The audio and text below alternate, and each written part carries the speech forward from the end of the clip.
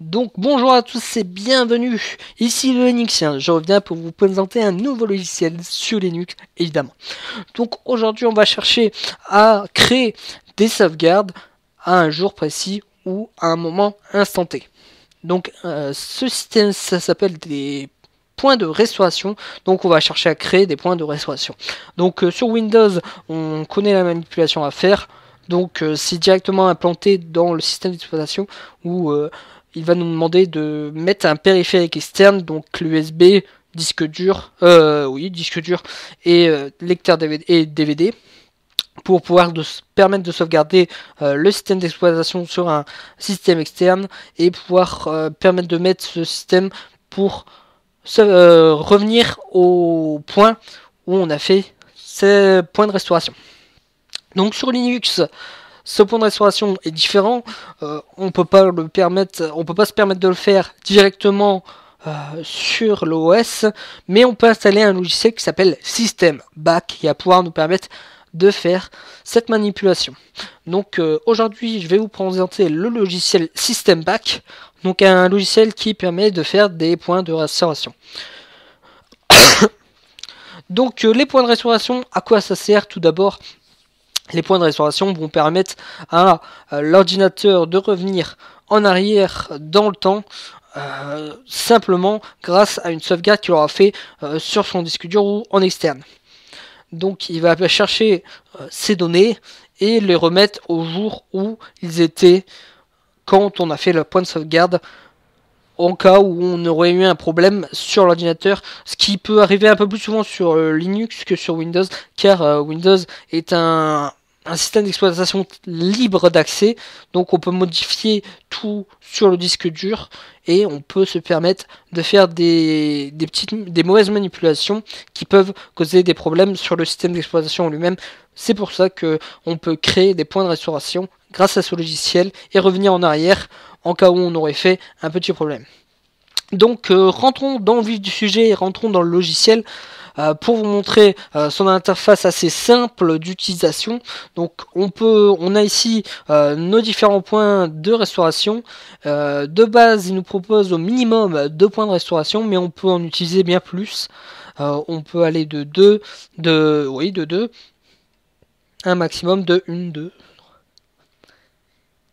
8 points de restauration pour être toujours en sauvegarde. Et des points mis en évidence, donc ça va être des points de restauration, mais un peu plus petites, qui vont pas forcément prendre tout le disque dur en totalité, mais des mises à jour qui ont été créées et qui ont besoin de revenir en arrière car ils ont été mal installés. Donc, petit détail que je peux préciser, c'est toujours changer le répertoire de stockage, ne pas laisser le /home, qui est le dossier personnel de l'utilisateur en question, et si on a besoin de faire une restauration, le dossier personnel n'est pas forcément accessible par la machine en elle-même, et de toute façon il se peut que ce dossier aussi soit détérioré la plupart du temps. C'est pour ça qu'on conseille évidemment quand on fait une sauvegarde, d'effectuer la sauvegarde en externe sur un clé USB, un disque dur ou éventuellement sur un CD ou DVD. Donc par la suite, on va voir que l'on peut copier son système complet et qu'on peut choisir les différents disques durs qu'on aura besoin pour effectuer cette sauvegarde. Et si on a plusieurs disques durs, sauvegarder chaque disque dur séparément pour nos sauvegardes. Donc juste après, on a nos options de restauration. Donc c'est des options de restauration basiques. Donc on va nous demander comme on pourrait installer un logiciel, mais qui va sauvegarder pour la réinstallation, plutôt pour la restauration. Des petites questions qu'il va pouvoir nous demander, comme le nom de l'utilisateur et les mots de passe qu'on va lui mettre, qu'on lui a déjà mis, mais lui il va les sauvegarder. C'est un petit point qu'il va pouvoir sauvegarder et qui va tout le temps mettre à chaque fois qu'on va faire une restauration pour pas les perdre. Donc ensuite, on peut se permettre aussi de faire des images live, donc des ISO de nos sauvegardes, de nos points de restauration, pour pouvoir permettre d'installer notre OS avec notre sauvegarde, donc tous les logiciels qu'on aura installés à l'instant T, et même les dossiers qu'on a dans nos documents et qu'on voudrait sauvegarder ou installer avec ces documents directement dans une machine. Ce logiciel peut permettre de le faire aussi. Donc on va effectuer une sauvegarde, créer un point de restauration plutôt, et ici pouvoir se permettre de créer une image live, une image ISO qu'on va pouvoir mettre dans une clé USB ou dans un DVD pour faire pour pouvoir booter dessus et installer le système d'exploitation directement avec le logiciel et les dossiers que vous avez mis dans votre point de restauration. Donc après on peut aussi se réparer le système complet, donc pas seulement faire un point de restauration, continuer à rester à la même instant T que l'on est maintenant, mais si on a fait une petite bourde au niveau du disque dur, qu'on a modifié un fichier du disque dur, ce logiciel pourra réparer automatiquement le système d'exploitation en lui-même. Il va pouvoir modifier le système d'exploitation et revenir comme toute personne pourrait l'utiliser dans un environnement stable et utilisable. Il pourra aussi réparer Grub. Donc Grub, c'est le système qui boot avant Linux, qui permet de faire démarrer notre système d'exploitation Linux. Donc celui-ci pourra être réparé directement avec ce logiciel aussi si on lui demande. Donc après, on peut se permettre de faire des mises à niveau système, donc faire les mises à jour vers de nouvelles versions de notre système d'exploitation.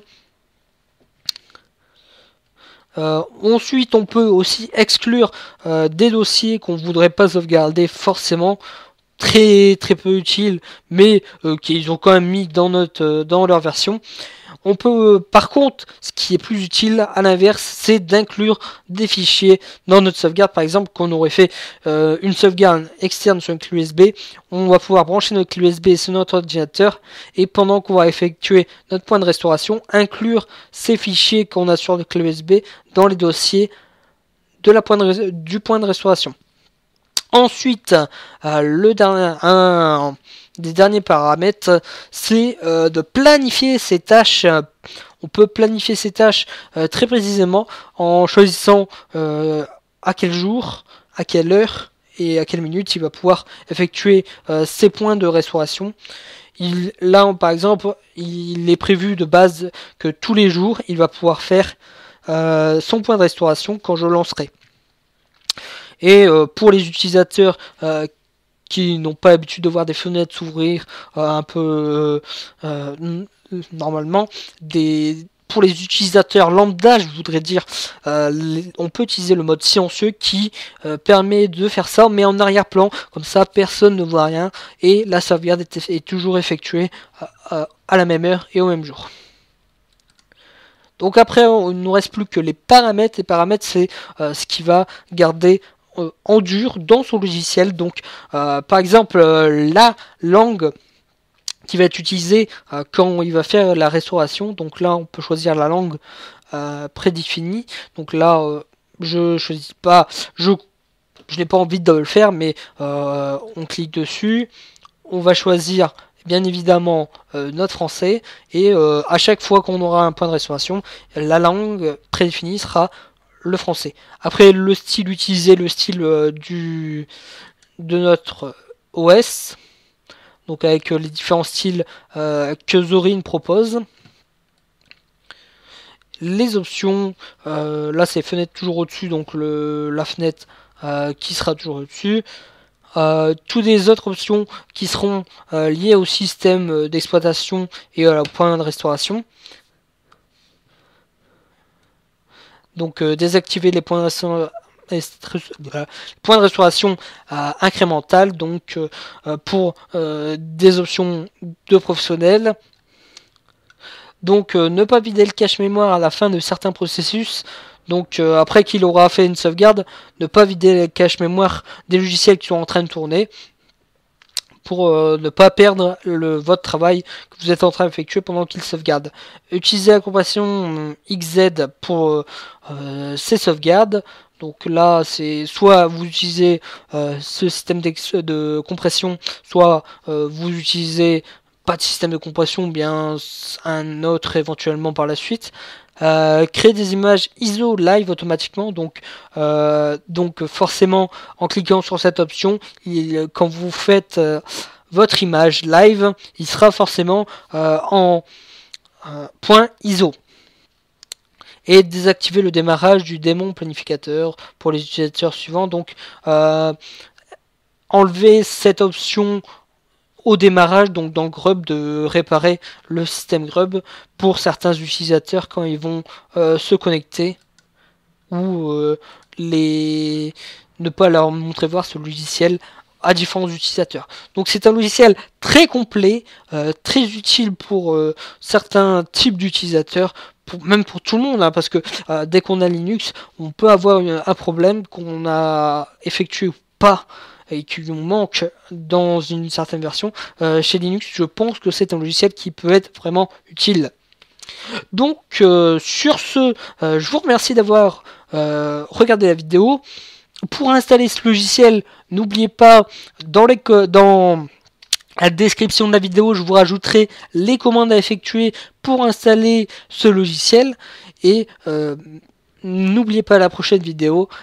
À bientôt et à plus tard.